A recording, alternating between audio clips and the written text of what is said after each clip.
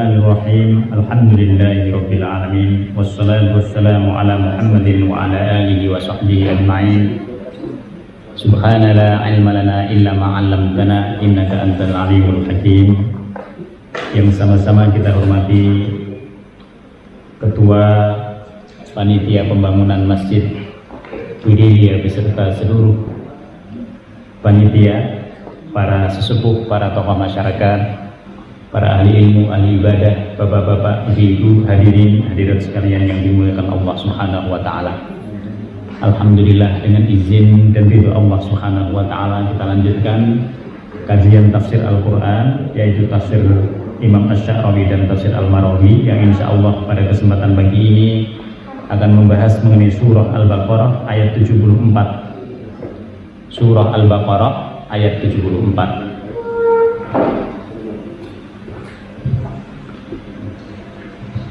Mari kita baca bersama-sama beberapa ayat yang menjadi tema dari pertemuan kita pada kesempatan pagi ini.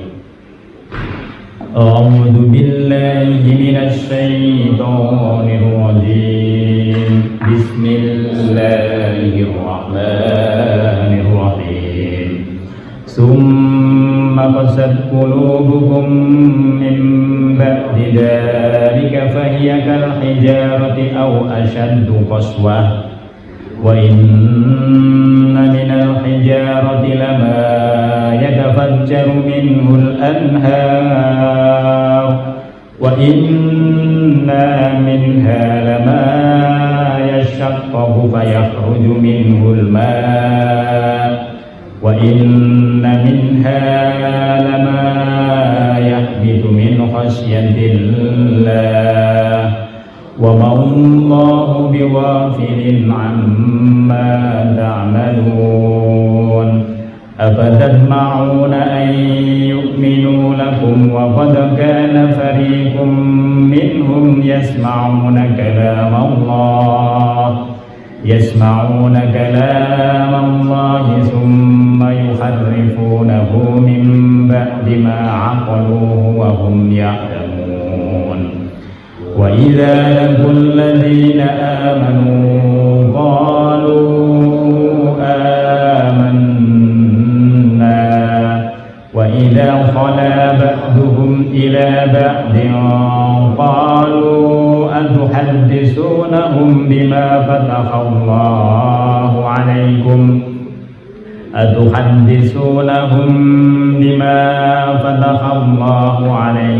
liyuhajjukum bihi 'inda rabbikum afala ta'qilun.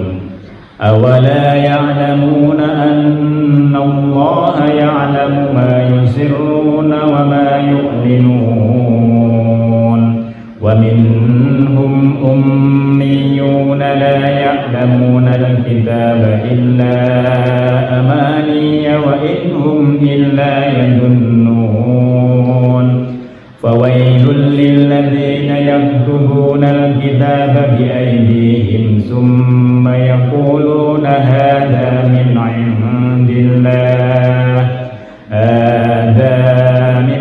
'indillahi liyashtaru bihi thamanan qalila fawailul lahum mimma katabat aydihim wa wailul lahum mimma yaksibun. Wa qalu lan tamassana an-nar illa ayyaman ma'dudah qul attakhadtum 'inda Allahi 'ahdan falan yukhlifa Allahu 'ahdahu am taquluna 'ala Allahi ma la ta'lamun. Bala man kasaba sayyi'atan wa ahatat bihi khati'atuhu fa ulaika ashabun nar hum fiha khalidun. Walladzina amanu wa 'amilus salihati ulaika ashabul jannah jannah hum fiha khalidun. Shadaqallahul adzim. Bismillahirrahmanirrahim. Summa, kemudian apa ini artinya kalimat summa dalam Al-Quran? Kalimat summa dalam Al-Quran itu berarti bahwa setelah kejadian bahwa kaum Bani Israel diberikan oleh Allah Subhanahu wa Ta'ala nikmat yang banyak, lalu mereka ingkar, jahadu. Setelah itu diberikan oleh Allah Subhanahu wa Ta'ala pertobatan, lalu setelah itu mereka ingkar lagi. Banyak sekali nikmat yang diberikan oleh Allah kepada kaum Bani Israel, tetapi begitu terus. Setiap kali datang perintahnya Allah, yang terakhir perintahnya adalah untuk menyembelih kambing, sapi. Menyembelih kambing kan kalau menyembelih kambing kan Idul Adha ya. Jadi yang terakhir Allah Subhanahu wa Ta'ala menyuruh kepada kaum Bani Israel menyembelih sapi. Pertanyaannya, kenapa sapi yang disembelih? Karena sapi ini pernah dijadikan oleh mereka sebagai Tuhan, karena mereka menginginkan Tuhan yang berwujud sebagaimana Tuhannya orang-orang Mesir. Maka Allah Subhanahu wa Ta'ala menjadikan sapi itu sebagai bahan untuk disembelih. Supaya apa? Supaya mereka sadar bahwa sapi itu sama sekali bukan Tuhan. Maka ketika pertama kali diperintah untuk menyembelih sapi, mereka mengatakan, apakah engkau Musa ingin mempermalukan kami? Coba. Karena sapi ini dulu pernah disembah oleh nenek moyang mereka, oleh orang-orang tua mereka, itu sebagai Tuhan. Maka ketika diperintah untuk menyembelih sapi, mereka muter aja sapinya yang seperti apa. Pertanyaannya bermacam-macam, warnanya seperti apa? Masih belum jelas Musa, sapinya ini sapi yang pernah digunakan untuk membaca atau enggak? Masih belum selesai di situ, sapinya ini yang seperti apa? Sampai kemudian dipilihkan oleh Allah Subhanahu wa Ta'ala sapi yang paling sulit untuk dicari, yang warnanya kuning, betul-betul kuning, tidak tercampur dengan warna yang lain. Dia tidak pernah dipakai untuk membaca. Dia adalah sapi yang betul-betul dipelihara. Sehingga atas dasar ini semuanya nanti baru mereka melaksanakan. Tapi mereka melaksanakan perintah agama itu dalam keadaan enggan. Setelah itu kaum Bani Israel itu menyombongkan diri. Jadi terhadap semua yang diperintahkan oleh Nabi Musa alaihissalam, mereka menyombongkan diri. Maka dua hal inilah yang terkandung dari kalimat summa. Setelah mereka ingkar kepada Allah Subhanahu wa Ta'ala, enggan untuk melakukan perintah, lalu mereka menyombongkan diri, summa qasat. Lalu Allah Subhanahu wa Ta'ala setelah itu menutup hati mereka, summa qasat qulubuhum. Allah menutup hati mereka min ba'di dzalik. Setelah mereka ingkar, setelah mereka enggan, setelah mereka menyombongkan diri. Jadi menyombongkan diri itu lanjutan dari sifat ingkar. Oleh sebab itu kita bisa melihat orang-orang yang ingkar kepada Allah itu akan nyombongin diri. Itu bagiannya. Jadi setan itu akan membuat orang-orang yang ingkar lalu menyombongkan diri, lalu ngejek orang-orang yang beriman. Itu sudah biasa. Maka orang Islam itu selalu jadi bahan ejekan, karena dari sononya setan itu sudah begitu modelnya. Orang-orang yang ditutup hatinya oleh Allah Subhanahu wa Ta'ala seperti ini ada bermacam-macam. Summa qasat qulubuhum ba'da dzalika fahiya kal hijarah.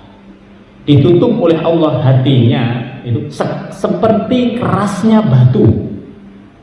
Au asyaddu qaswah, atau yang lebih keras dari batu. Apa yang lebih keras dari batu, Pak? Tentu banyak. Apa yang lebih keras dari batu? Apa? Intan. Besi itu lebih keras dari batu. Apa artinya di situ? Artinya di situ adalah apapun nasihat agama tidak akan bisa masuk. Kalau hatinya itu sudah ditutup seperti itu, tidak akan bisa masuk. Walaupun di depannya ada masjid, nggak akan bisa masuk. Walaupun lihat orang semua datang ke masjid untuk melaksanakan syiar, mau menyembelih kurban, mau Idul Adha, dia nggak akan. Ini yang disebut oleh Allah Subhanahu wa Ta'ala, orang-orang yang ingkar kepada Allah lalu nyombongin diri, ditutup oleh Allah Subhanahu wa Ta'ala hatinya. Atau ditutupnya itu seperti kerasnya batu atau lebih dari itu. Kemudian Allah membagi lagi, wa inna minal hijarati lama yatafajjaru minhul anhar. Kita bisa melihat di antara batu-batu itu, adalah ada batu yatafajjaru minhul anhar, yang padanya, di atasnya, di samping kiri kanannya itu mengalir sungai-sungai. Ini batu yang terdapat di sungai. Bapak bisa perhatikan, kalau di daerah pegunungan, tidak jauh dari daerah pegunungan di situ, jadi aliran sungainya itu banyak sekali batu. Perhatikan batu itu. Anggap batu itu adalah sebagai orang yang ditutup oleh Allah dari hatinya. Lalu anggap juga air yang mengalir setiap saat, setiap detik itu sebagai tanda-tanda kebesaran Allah yang harusnya dia bisa mendapatkan petunjuk darinya. Apakah batu itu bergeming dengan adanya air yang mengalir setiap saat? Dia tetap seperti itu, dan selamanya dia akan tetap seperti itu. Ini yang pertama. Yang kedua, wa inna minha lama yashaqqaqu fayakhruju minhul ma. Ada juga di antara batu itu adalah batu yang terbelah, lalu keluar darinya mata air. Ada batu yang terbelah. Ini batu yang memang berasal masih dari gunung. Begitu batu itu terbelah, lalu keluar nanti memancar air. Ada yang seperti itu. Kalau Bapak bisa perhatikan cerita tentang Nabi Musa alaihissalam, itu cerita Nabi Musa alaihissalam, ketika ada batu, Nabi Musa di situ keluar mukjizat. Tongkatnya Nabi Musa dipukulkan pada batu-batu itu, keluarlah nanti 12 sumber mata air. Sebenarnya di balik batu itu memang ada sumber mata air. Ada orang yang ditutup oleh Allah Subhanahu wa Ta'ala. Gambarannya apa? Ditutup oleh Allah hatinya, tapi padanya masih mengalir kebaikan, tapi tidak berhubungan dengan hidayah. Dia bisa menjadi orang yang dermawan, dia bisa menjadi orang yang bisa punya belas kasih, dia punya jadi orang yang itu, tapi semua kebaikannya itu berhenti pada sifat kemanusiaannya. Dia tidak sampai pada Allah. Bapak bisa melihat banyak volunteer yang ada di negara-negara Barat dan Eropa. Banyak sekali volunteer, orang-orang baiknya itu banyak. Bahkan mungkin lebih baik daripada orang Muslim kita sekalipun. Tapi karena kebaikan mereka hanya muncul dari sifat kemanusiaannya, maka dia berhenti sampai di dunia saja kebaikan. Dia terkenal sebagai orang yang baik. Tapi karena dia tidak mengakui bahwa kebaikannya itu adalah karena karunia Allah Subhanahu wa Ta'ala, maka berhentilah kebaikannya itu tidak sampai di akhirat. Maka sudah cukup Allah Subhanahu wa Ta'ala itu memberikan keterkenalan kepada orang-orang seperti ini di dunia. Ini yang kedua. Kalau mereka disuruh masuk Islam, tidak akan bisa. Mereka diberi petunjuk, dideketin, di bagaimanapun mereka nggak bisa, karena mereka memiliki keyakinan yang sudah betul-betul tertutup. Yang ketiga, wa inna minha lama yahbitu min khasyatillah. Yang ketiga, ada di antara batu itu yang meluncur jatuh karena takut kepada Allah Subhanahu wa Ta'ala. Apa ini maksudnya? Ini agak sulit ini. Kalau kita lihat di dalam tafsir Imam Al-Marawi, maka beliau mengatakan wa ka'anna ashabuha habatu min darajatil hayawan ila darajatil jamad wal hijarah bal nazalu ila maduniha.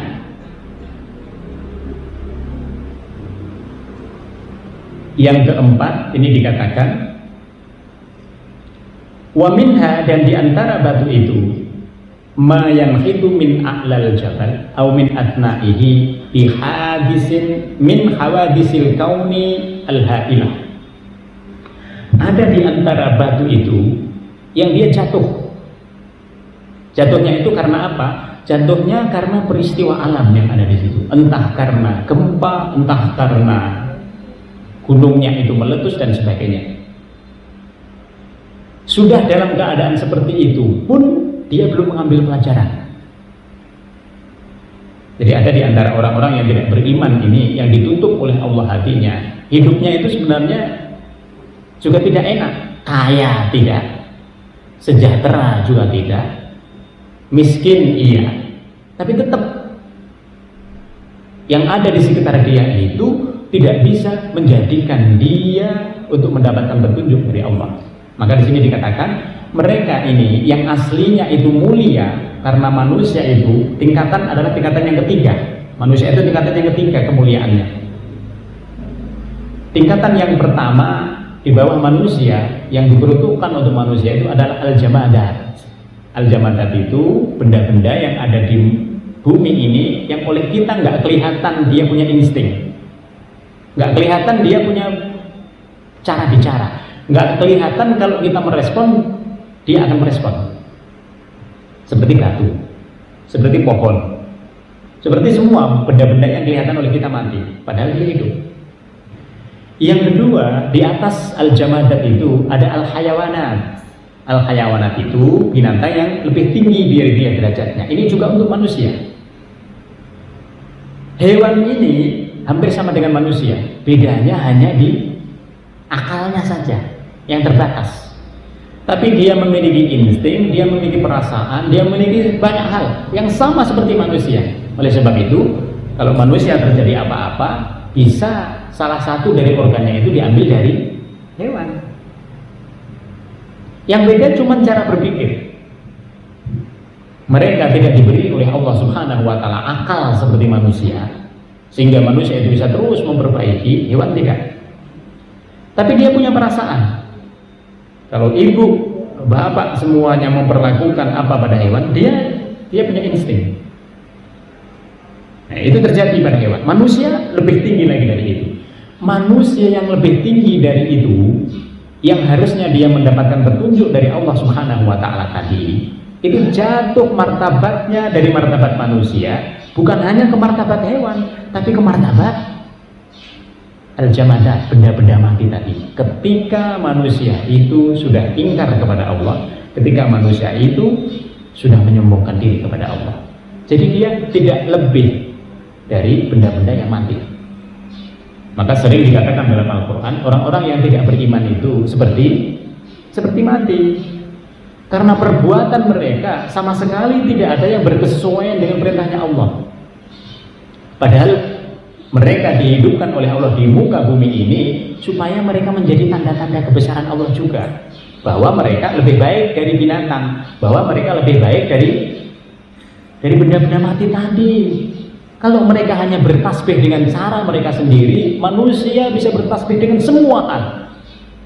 Manusia bisa bertasbih dengan mulutnya, manusia bisa bertasbih dengan hatinya, manusia bertasbih dengan amalannya. Ini yang tidak dimiliki oleh dua makhluk tadi, hanya dimiliki oleh manusia. Maka beruntunglah kita semua kalau mendapatkan hidayah dari Allah. Hidayah itu lebih mahal dari dunia dan seisinya. Afatatma'un an yu'minu lakum wa qad kana fariqum minhum yasma'una kalam Allah. Setelah kita kaum muslimin mengetahui keadaan orang Yahudi seperti itu, maka ambil pelajaran. Jangan sampai ada di antara keluarga kita yang seperti itu, jauh dari agama, didekatkan kepada masjid nggak bisa, ini bahaya. Diajak kebaikan di tempat yang paling terdekat dia nggak mau, itu bahaya. dia akan nyari di tempat yang lain di situ. Dan itu tidak proporsional dalam beragama. Maka kalau kita mengetahui orang-orang Yahudi ini sifatnya seperti itu, lalu Allah Subhanahu wa taala menutup hati mereka. Afatat ma'un ini dari kata-kata tamak bahasa kita. Ibu tahu tamak? Tamak itu lebih dari mengharap.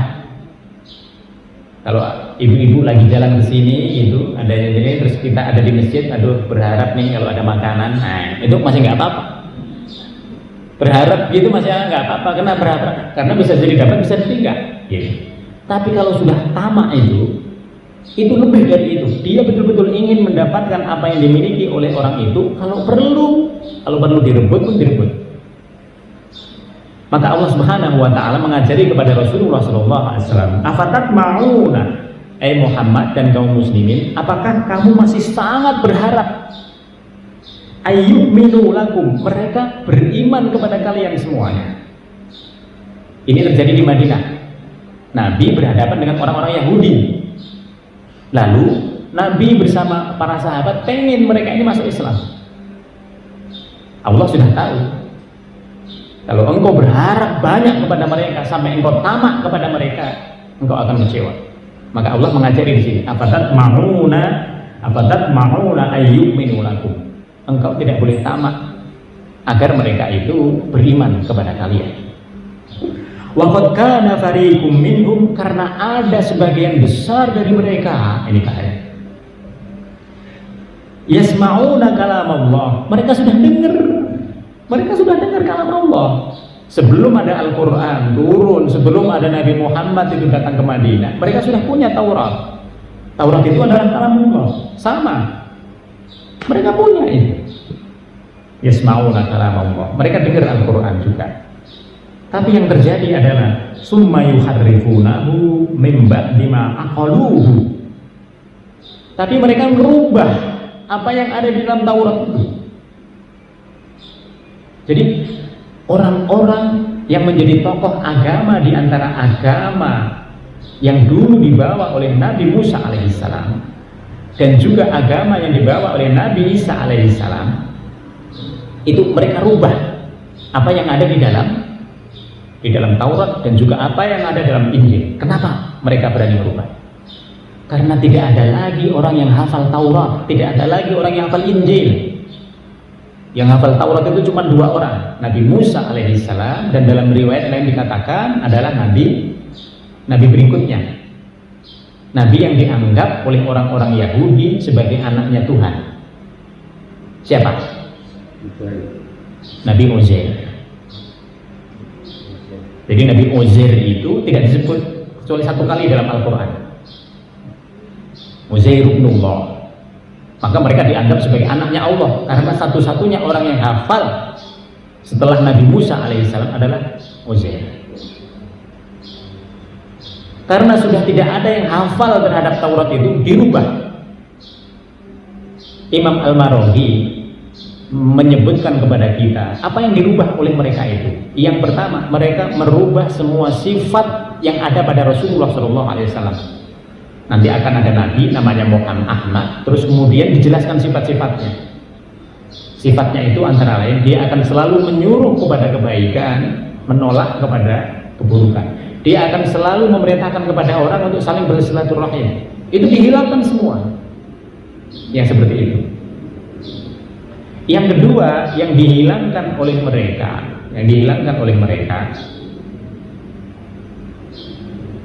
yang berkaitan dengan hukum-hukum dalam perbuatan-perbuatan yang besar. Hukum perbuatan zina nanti dihapus sama dia. Hukum orang mencuri nanti dihapus. Makanya nanti kalau ada orang Yahudi yang mencuri, mereka datang kepada Rasulullah SAW. Rasul mengatakan, bukankah hukum yang ada dalam Taurat sama dengan agama Islam? Karena mereka mau mencari hukum yang lebih ringan. Kalau berzina dia harus dicambuk. Ketika dia mau dicambuk seperti itu, dia balik lagi. Saya kalau gitu balik deh. Nggak mau dia memakai hukum Islam, dia balik ke agama agama Yahudinya. Barulah di situ nanti ada Abdullah bin Salam yang mengatakan itu ditutupi nama intinya, hukumnya itu sama dia dihilangkan. Yang berkaitan dengan hukum itu semua dihilangkan. Yang ketiga, yang dilakukan oleh mereka, yang dihapus oleh mereka itu adalah mereka mengambil keuntungan atau mereka mengorupsi ayat-ayat. Jadi jadi korupsi. Ayat-ayat yang memiliki keuntungan bagi dibuat ayat ini memberikan keuntungan kepada tokoh-tokoh agamanya. Jadi mereka apa contohnya?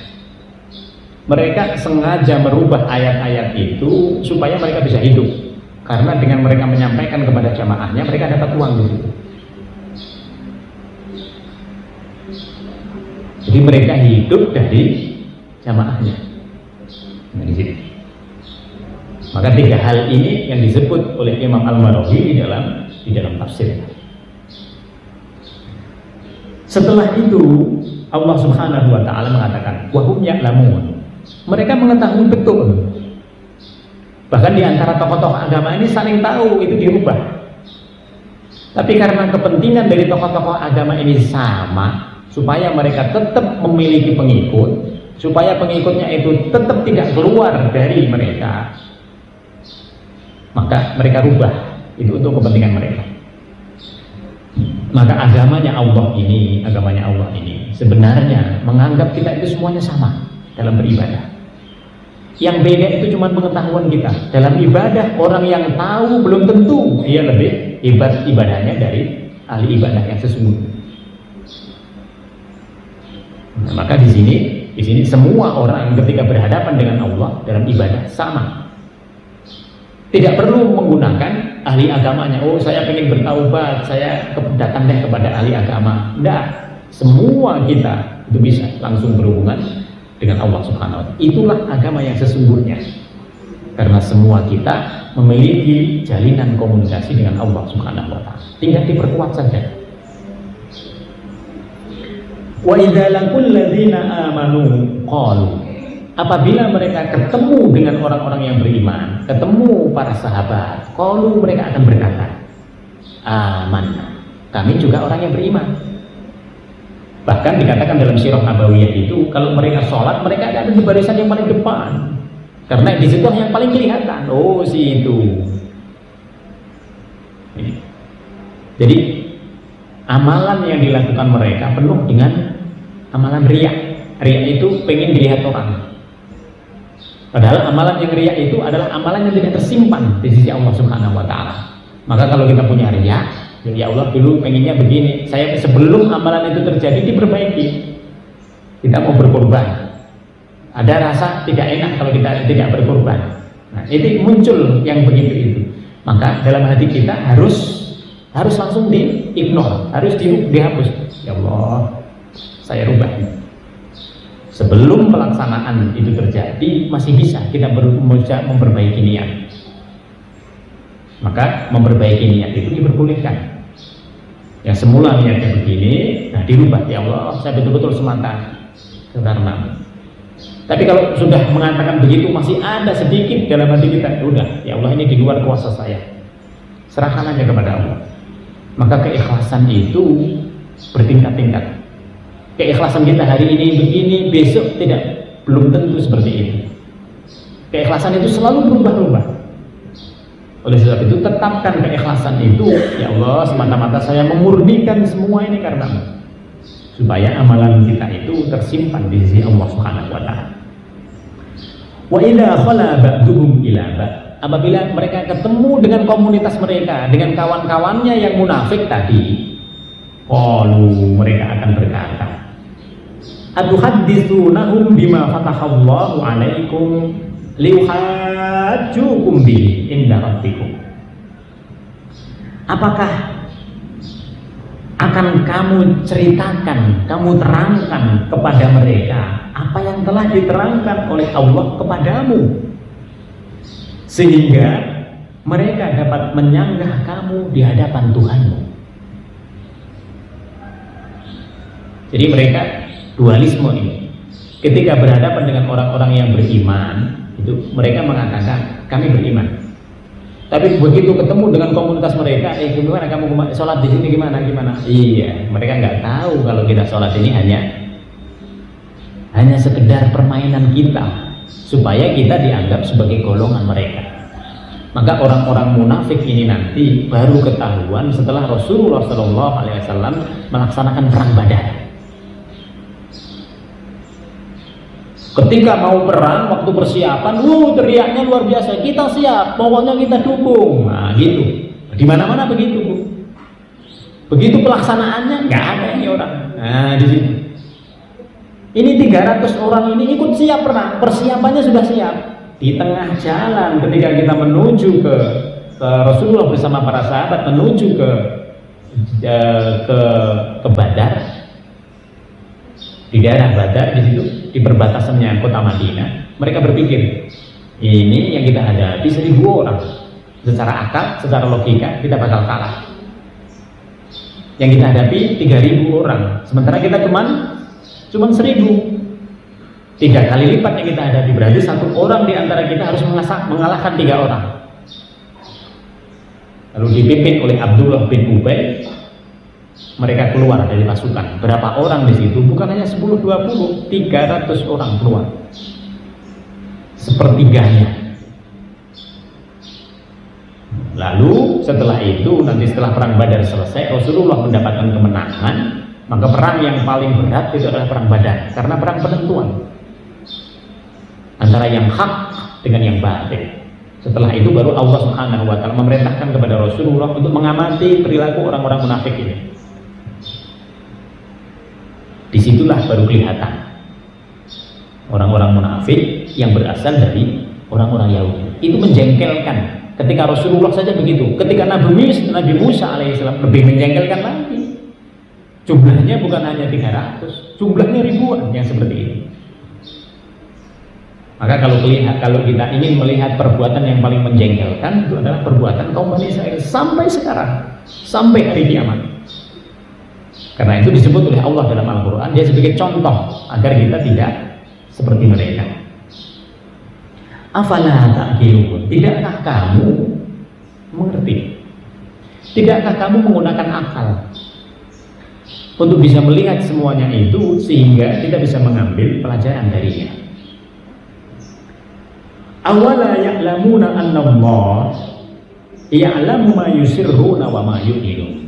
Apakah kalian semua wahai orang-orang Yahudi yang bersikap munafik, apakah kalian tidak mengetahui awala ya'lamun bahwa Allah Subhanahu wa taala ketika kalian memperlakukan kaum muslimin seperti itu, Allah mengetahui yang kalian lakukan. Karena Allah mengetahui ma yusirrun, apa yang kelihatan oleh orang lain, wa ma yu'linun, dan apa yang tidak engkau perlihatkan kepada orang lain. Maka dalam Al-Quran dikatakan Allah muhitun, kita di mana saja Allah mengetahui. Bahkan hati kita ini ketika ditutup oleh badan kita, sehingga apa yang terdapat dalam hati ini tidak bisa diketahui oleh orang lain, Allah mengetahuinya. Seandainya hati kita ini ada monitornya, Bu, ada monitor, kemudian diletakkan monitor itu di atas kepala kita, kita malu lihat orang lain, waduh ini begini, waduh ini begini, gitu.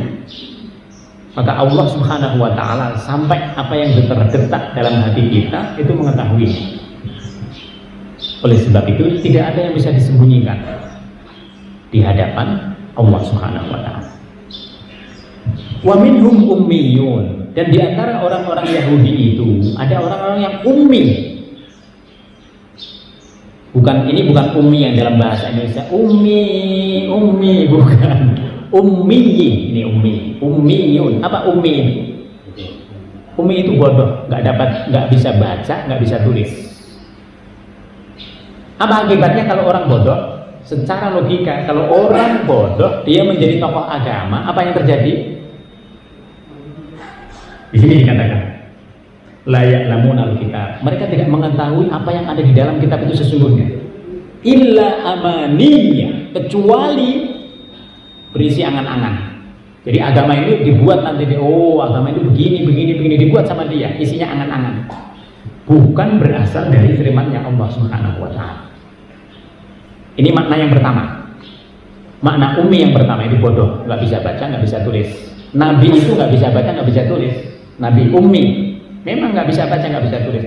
Tapi ilmunya itu dari Allah, sehingga bisa mengatasi semuanya.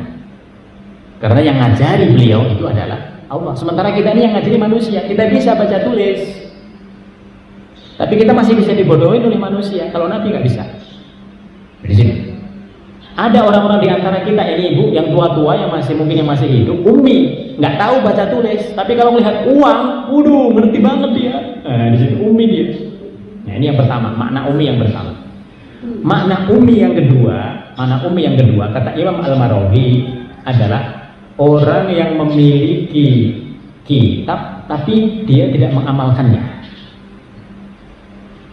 Kita punya Al-Quran, tapi nggak pernah kita baca, nggak pernah kita pelajari itu makna yang terkandung di dalamnya, apalagi diamalkan. Ini ummi. Maka banyak orang Islam itu yang ummi, Bu. Bukan hanya tidak bisa baca Quran, tapi dia nggak pernah ketika baca Quran nggak lihat dia terjemahannya ini apa. Lalu saya harus bagaimana? Maka terjemahan itu adalah menolong kita untuk bisa memahami apa yang dikandung oleh Al-Quran. Tafsir itu lebih dalam lagi. Jadi termasuk orang yang ummi yang kedua. Ini makna tambahan dari Imam Al-Marawi.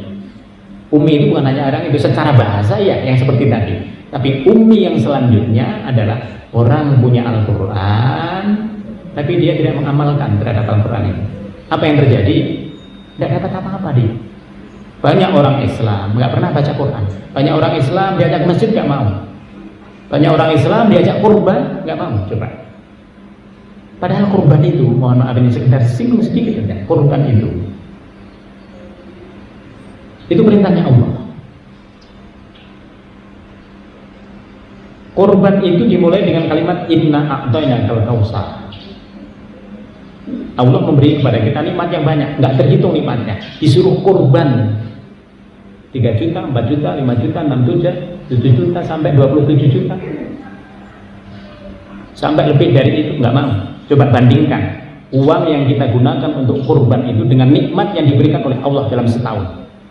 Tidak ada sehitam kuku, tidak ada. Tapi begitu Allah nyuruh kurban, kita nggak melaksanakannya.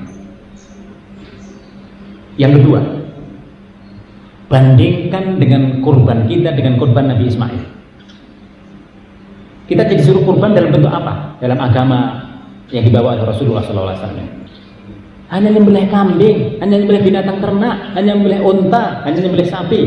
Coba sekarang kalau Allah merintahkan kepada kita, Bu, Pak, sembelih anak ini, mau nggak? Nggak masuk akal ini agama. Gitu. Wah, harus kita tinggalkan yang nggak masuk akal. Nggak masuk akal menurut kita, tapi ketika itu dilakukan Allah Subhanahu wa Ta'ala akan menggantinya. Jadi kurban kita itu belum ada apa-apanya dibanding dengan kurbannya Nabi Ibrahim alaihissalam. Pada saat itu belum tahu dia kalau anaknya itu mau diganti oleh Allah dengan domba. Tapi karena yang nyuruh Allah, dia tahu dia pasti ada hikmah di balik suruhan. Nah, sekarang kalau bapak suruh nyembelih istrinya, Pak, sembelih istri suruh nyembelih suaminya, kira-kira bagaimana? Tidak ada seberapanya. Sehingga itulah yang harus membuat kita setiap tahun itu harus niat untuk berkurban. Sedikit sekali itu kalau kita bandingkan dengan, maka Allah menggunakan kalimat inna a'tainakal kautsar fasholli li rabbika wanhar. Maka pada ayat ini ummi, banyak orang yang ummi, dia punya Al-Quran tapi tidak diamalkan. Fawailul lil ladzina yaktubuna al-kitab bi aydihim. Fawailul, maka kecelakaan yang besar. Sebagian ulama mengartikan akan masuk neraka well itu dalam bahasa Inggris bagus, welcome, ya kan, bagus. Tapi di akhirat itu bahaya itu. Kalau ibu disebut berarti bukan bagus. Ibu bakal masuk neraka well. Nah, di sini. Wa wailul lil ladzina yaktubuna al-kitab, maka kecelakaan yang besar Dia akan masuk neraka well bagi orang-orang yang menulis kitab dari Taurat, dari Injil itu berubah dari aslinya. Summa yaquluna, lalu dia nanti berkata kepada orang-orang yang ada di luarnya, kepada jamaahnya, hada min indillah, ini berasal dari Allah. Kenapa Taurat itu sulit untuk dituliskan kembali? Karena aslinya hilang. Injil itu aslinya hilang. Setelah 500 tahun kemudian baru orang mau menulis, meriwayatkannya. Ini sudah nggak ketemu dengan orang-orang yang sebelumnya, berbeda dengan hadis, berbeda dengan Quran, menyambung. Hadis itu menyambung terus. Sampai Imam Muslim, Imam Bukhari, Imam Muslim, Imam At-Tirmidzi, sampai sekarang masih orang-orang yang memiliki sanad hadis, masih banyak orang yang memiliki sanad Quran, tapi sanad Injil tidak ada, sanad Taurat tidak ada, maka sulit dituliskan. Maka yang ada sekarang itu karangan orang itu di situ. Yang begini ini tunggu saja, kecelakaan yang besar akan dialami oleh mereka nanti di akhirat.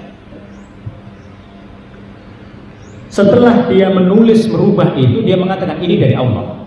Tujuannya apa? Liyashtaru bihi tsamanan qalila. Supaya apa? Supaya mereka dapat pengikut. Pengikutnya itulah yang nanti bayar ke dia. Ini.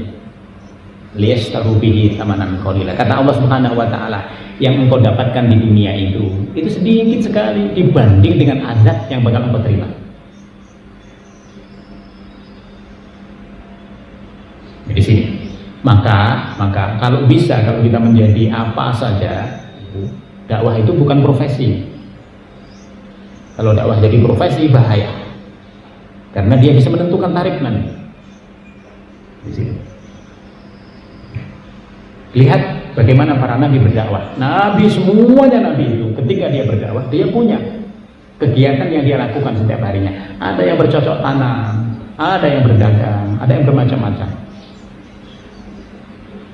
Ketika itu menjadi profesi, bahaya.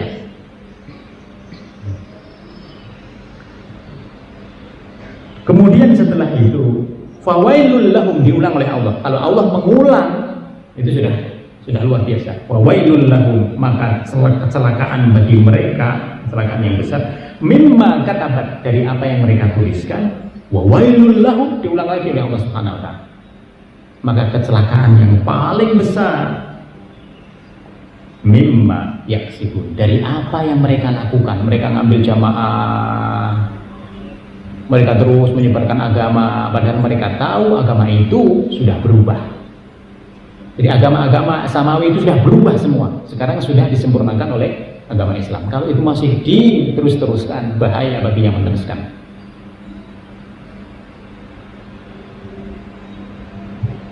Waqalu, lalu di antara orang-orang Yahudi itu ada yang berkata, jadi di antara mereka ini, tokoh-tokoh agama ini, nanti ada yang memberikan keyakinan kepada umatnya. Apa keyakinan mereka?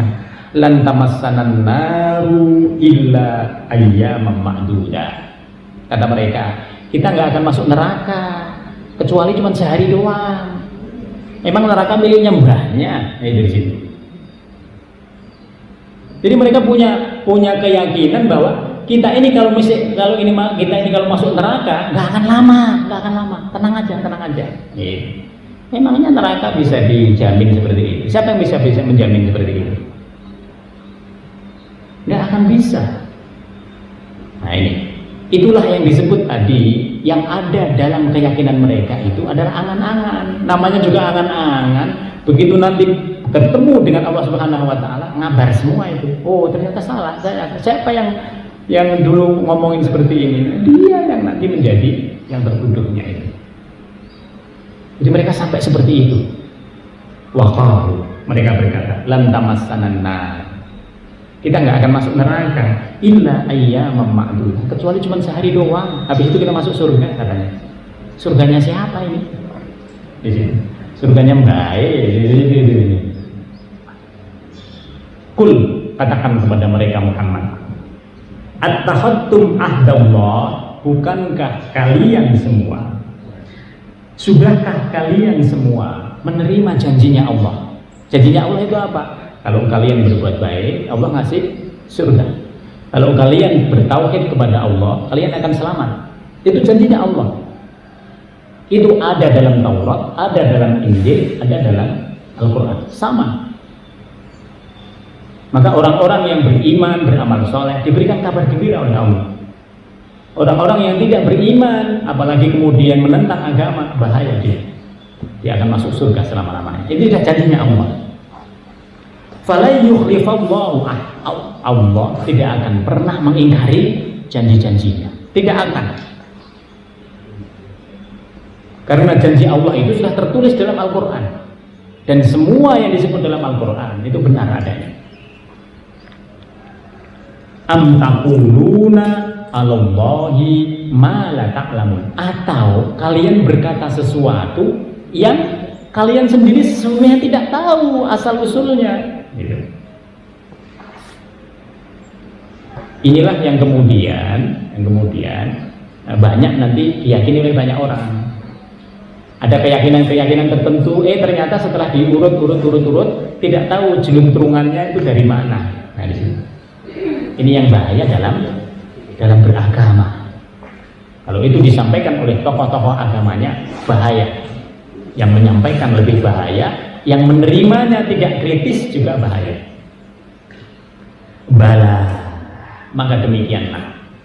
Man kasaba sayyi'atan, barang siapa berbuat buruk. Berbuat buruk ini apa maksudnya di sini? Di sini Pak. Al-Quran itu kelihatannya mudah banget. Kalau kita lihat terjemahannya, belum tentu dalam kalimat itu yang dimaksud yang sesungguhnya. Maka perlu tafsir. Tafsir ini supaya kita lebih dalam lagi di dalam menggali makna. Bala, demikianlah. Man kasaba sayyi'atan, barang siapa yang berbuat buruk, cuman begitu terjemahannya. Maksudnya apa berbuat buruk? Berbuat buruk di sini adalah barang siapa yang musyrik, tidak nyembah Allah. Kalau cuman berbuat buruk biasa, Allah bisa mengampuni. Tapi kalau sudah musyrik, tidak bisa. Wa ahatat bihi khati'atihi, dan kemudian setelah dia musyrik itu dia berbuat dosa. Karena ini kebanyakan begitu. Kalau orang sudah musyrik, nggak mungkin dia berbuat pahala, nggak mungkin. Karena Tuhannya saja sudah bukan Allah. Wa ahatat bihi khati'atihi, apa yang terjadi? Fa ulaika ashabun nar. Maka mereka inilah ada sohib-sohibnya neraka. Ibu tahu sohib? Ini sohib saya ini. Ini sohib saya ada di sini. Dia akan menjadi penghuni di situ. Ulaika ashabun nar. Hum fiha khalidun, dan mereka akan abadi di dalamnya. Jadi tadi yang disebut oleh mereka bahwa mereka akan berada di situ cuman 1 hari, itu salah. Langsung dibantah oleh Allah Subhanahu wa taala. Orang-orang yang musyrik kemudian dia berbuat dosa setelah itu, maka mereka akan masuk neraka untuk selama-lamanya. Walladzina amanu, kebalikannya janjinya Allah. Adapun orang-orang yang beriman, wa amilus sholihat, lalu setelah beriman itu beramal soleh. Nih, jadi kalau orang beriman tidak cukup hanya modal keimanan masuk surga. Dalam Al-Quran, keimanan itu selalu diikuti dengan amal soleh. Innalladzina amanu wa amilus sholihat. Di sini dikatakan ulaika ashabul jannah. Mereka inilah orang-orang yang akan memiliki surga. Mereka sahib-sahibnya surga. Mereka yang akan masuk surga.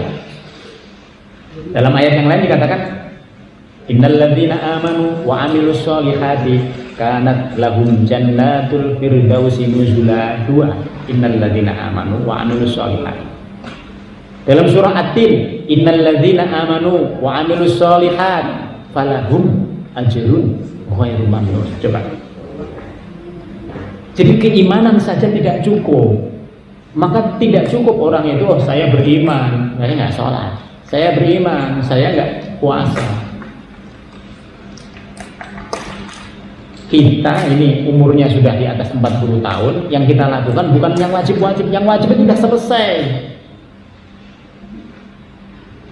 Yang kita lakukan sekarang adalah tambahan yang sunnah-sunnah, tambahan yang sunnah-sunnah, supaya yang sunnah itu nanti meningkatkan kualitas kita untuk mendapatkan surganya Allah Subhanahu wa Ta'ala. Maka pada ayat ini dikatakan walladzina amanu wa 'amilus sholihat ulaika ashabul jannah. Dikatakan setelah itu oleh Allah Subhanahu wa Ta'ala, hum fiha khalidun. Mereka akan selama-lamanya berada di surga. Jadi setelah kehidupan di dunia ini lalu kita dimatikan oleh Allah Subhanahu wa Ta'ala, kehidupan kita itu sudah abadi. Jadi manusia ini hidup dalam keabadian. Di dunia memang sementara, di alam kubur sementara, tapi setelah itu kita akan abadi. Oleh sebab itu gunakan dunia ini sebagai bekal. Sejauh kita bisa melakukan kebaikan, lakukan. Allah akan mengganti kebaikan itu dengan kebaikan yang lain. Tapi ketika kebaikan itu sudah kita tidak lakukan, hilang itu kesempatannya, dan kebaikan itu tidak akan datang lagi kecuali 10 tahun, kecuali 1 tahun yang akan datang. Jadi ada kebaikan-kebaikan dalam agama ini yang cuma 1 tahun datangnya. Ramadan setahun sekali, kurban setahun sekali, tidak ada lagi datang lagi. Maka kebaikan-kebaikan yang sifatnya seperti itu, pahalanya itu luar biasa besar, karena di dalamnya ada syiar dari Allah Subhanahu wa Ta'ala. Kesimpulan yang bisa kita ambil, Bapak Ibu sekalian, pada ayat ini Allah Subhanahu wa Ta'ala memberikan ancaman kepada orang-orang yang merubah apa yang ada di dalam kitab Allah, termasuk apa yang ada dalam Al-Quran. Kalau orang menyampaikan Al-Quran tidak didasarkan pada ayat Al-Quran itu sendiri, bahaya. Dia menafsirkan Al-Quran menggunakan pikirannya sendiri, bahaya. Gunakan tafsir-tafsir yang sudah muktabar, yang sudah umum. Supaya apa? Supaya kita tidak jauh melenceng. Oleh sebab itu, setelah orang kemudian mempelajari kitabnya, yang diperlukan selanjutnya adalah mengamalkannya. Jangan kita seperti orang-orang Yahudi. Gimana Al-Quran? Top Al-Quran. Gimana perbuatan kita terhadap Al-Quran? Nggak tahu, ntar dulu deh. Nah, itu jangan. Kita harus orang yang mengamalkan apa yang ada di dalam Al-Quran. Karena amalan-amalan kebaikan itu memunculkan kebaikan yang baru. Kemarin kita sudah sebut, kalau kita keluar dari petunjuk Al-Quran, Allah akan memberikan banyak hal kesulitan kepada kita di dunia, apalagi di akhirat. Tapi kalau kita berada dalam aturannya Allah Subhanahu wa Ta'ala, seandainya ada hal-hal yang tidak mengenakkan kita, itu pun berpahala.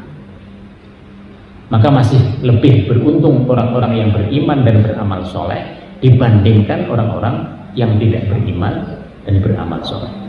Ini Bapak dan Ibu sekalian, kesimpulan yang bisa kita ambil dari pelajaran yang bisa kita dapat dari kisah tentang kaum Bani Israel di dalam Al-Quran. Catatannya adalah mereka itu ingkar kepada Allah lalu menyombongkan diri.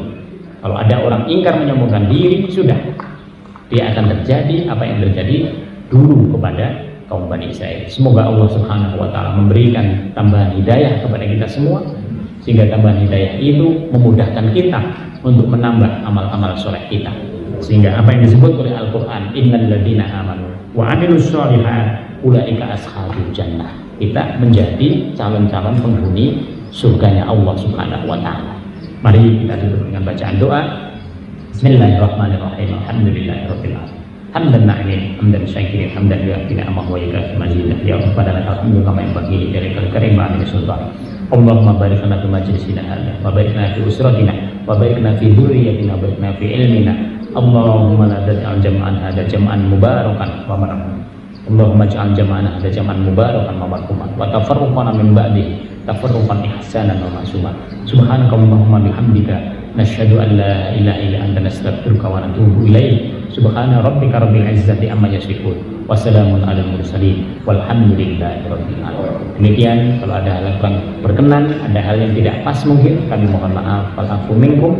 Wassalamualaikum warahmatullahi wabarakatuh.